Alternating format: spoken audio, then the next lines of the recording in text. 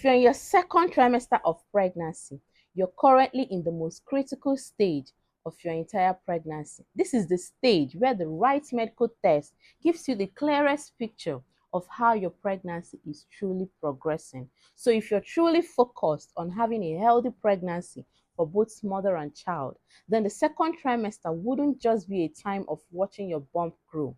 It would also be a time of checking, confirming, and protecting that growth, because a pregnancy can look perfectly fine on the outside, whereas important changes are going on in the inside. And that is why the 6 medical tests are so important, because they can quietly give you the reassurance you desire. It's not about fear, it's about knowing what to do and at the right time. Like the saying goes, prevention is always better than cure, and early detection saves life. And if you're of a rhesus negative blood type, that is either an A negative, B negative, AB negative, or even an O negative, I have an especially important message for you in test number 6 that could save you from complications and equally safeguard even your future pregnancies. So make sure you stay until the end. And lastly, I'm going to share one practical habit, like I promised in the part 1 of this video,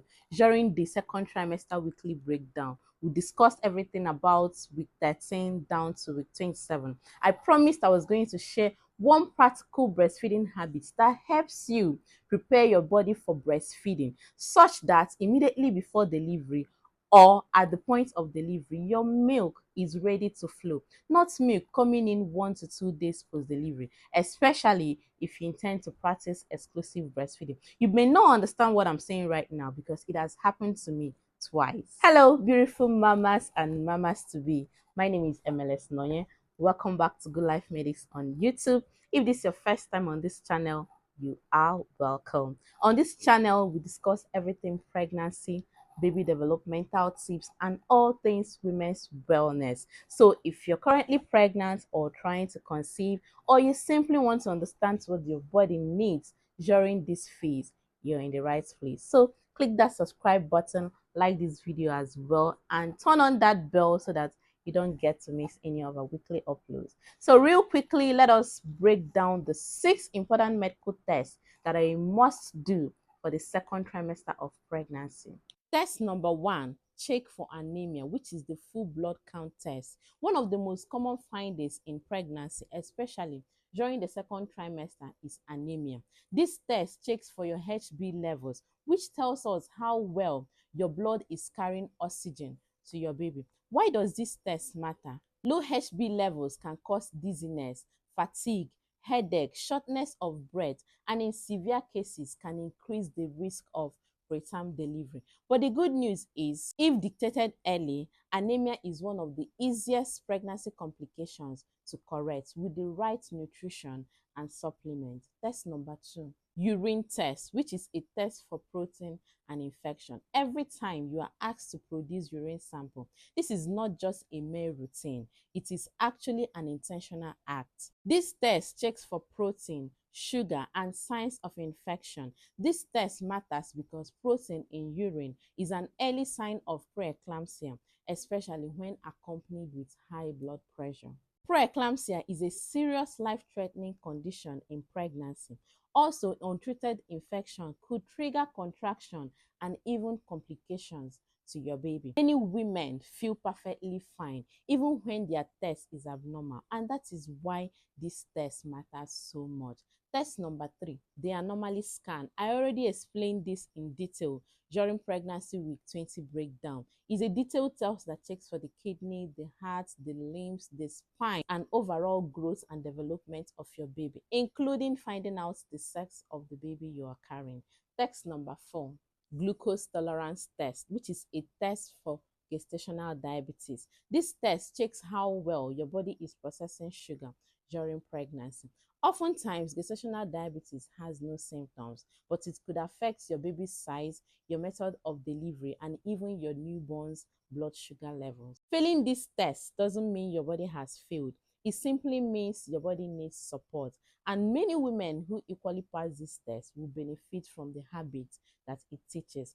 Test number 5, blood pressure monitoring. Blood pressure monitoring in the second trimester helps to dictate early warning signs long before they escalate. Rising blood pressure can affect the placenta long before symptoms could appear, but early dictation of rising blood pressure allows for safe outcomes and careful monitoring. Test number 6, blood group and antibody screening. Antibody screening is especially important if you have a negative blood type, like I already mentioned earlier in the video. Okay, so this test checks to be sure that your body is not producing antibodies that is going to attack your baby's blood cell. And when your body as a maternal blood is producing antibodies capable of attacking your baby's blood cell, you know what this means. That is most likely going to result in intrauterine fetal death. And this test matters because once it is discovered that you're rhesus negative or that your body is producing antibodies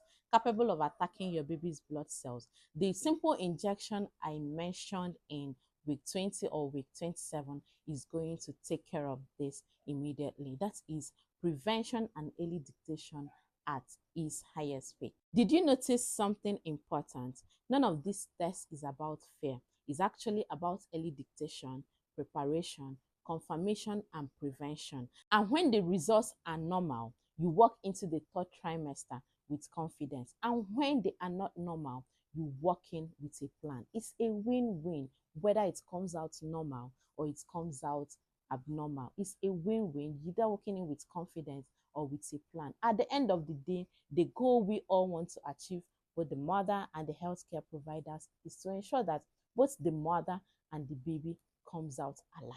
Now that we have covered the important medical tests that could protect your pregnancy, I want to end this video with one practical habit that most women are never taught, but it could make a difference for your baby right after delivery. This is not a test, it's not a scan, and it's not a medication, but a simple preparatory step that supports your body for breastfeeding right from the very first hours after delivery. I'm sharing this because it has happened to me twice. I experienced delayed milk flow twice until I learned what actually helps the body prepare. Let's talk about nipple care during pregnancy, when to start, what to do, and what not to do. First, let me make a very important clarification. You should not express or squeeze your nipples during pregnancy before term. Term is 37 weeks. What we're talking about is gentle care and preparation, not squeezing. Nipple care can safely begin in the late second trimester or early third trimester, that is between week 28 and week 32 of pregnancy. If you have a history of preterm labor, bleeding, or early contractions, always confirm first, or better still, only start this habit when you must have attained term, that is from 37 weeks onwards. Nipple care during pregnancy simply means keeping the entire skin there clean, healthy, and supple. Therefore, clean with a dampened cotton wool during bathing. You can apply a gentle soap onto the cotton wool, wet it, and clean the entire nipple area, including the areola. Avoid the use of harsh soaps to do this. And when you are done, please gently pat dry and apply a Vaseline or an olive oil around the entire area. This Vaseline or natural oil you apply over the cleaned area helps to maintain the skin elasticity there and heal any crack, any minor crack you might have incurred during the process of cleaning. Please don't over clean. Over cleansing dries the entire area out, and do not attempt to pull. If you have inverted nipple, meet your midwife or your nurses for specialized steps you need to take during this cleaning process. Please note, no nipple pulling. Don't use antiseptic. Don't use alcohol. Don't use harsh soap. Don't pull, no stimulation, and do not use sponge or even brushes for that area. Just gentle cleaning with a small cotton pad that you've soaked in water with a mild toilet soap. That is enough to do this cleaning. It helps to keep that area healthy, clean, and supple and hydrated. And when you're done, like I said, apply Vaseline or any natural oil, including coconut oil or olive oil, and that will do the work. As gentle as this care routine is, it makes a whole lot of difference once you start this habit. Just do it every day once you attain from 28 weeks downwards. Just do it every day when you're birthing.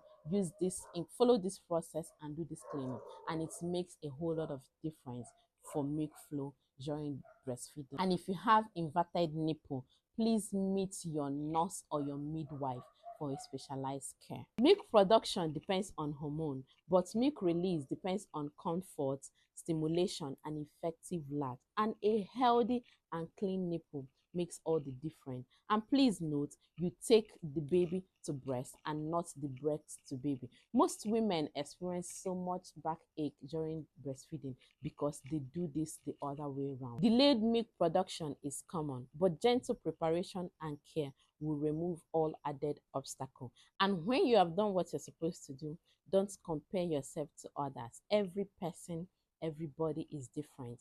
When milk didn't come early for me, I thought my body had failed me, but it hadn't. I just wasn't prepared the right way. And that's why I share this, not to promise instant milk, but to remove avoidable delays, because gentle care is enough.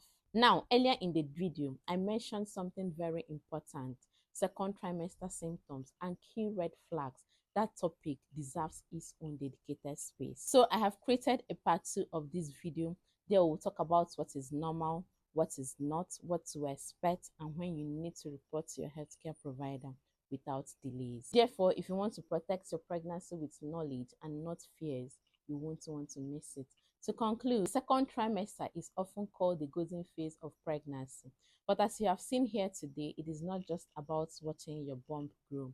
It's a critical window where your baby develops rapidly, your body adapts deeply, and the right information can prevent future complications. From understanding what your baby is doing week by week, from week 13 to week 27, to understanding the important medical tests you must do, to even preparing your body for breastfeeding, every positive step is an investment into a confident and smoother third trimester and postpartum journey.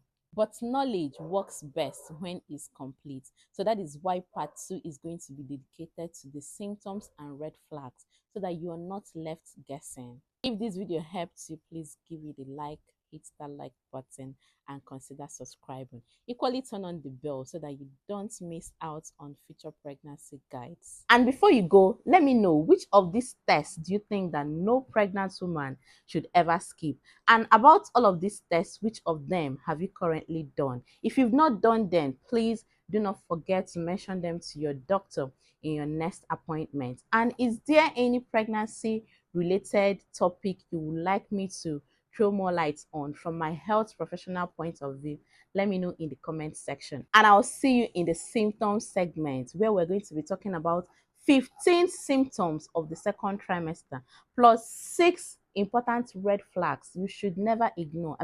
Your call the doctor signals. I'm going to see you right there. Thank you so much for watching.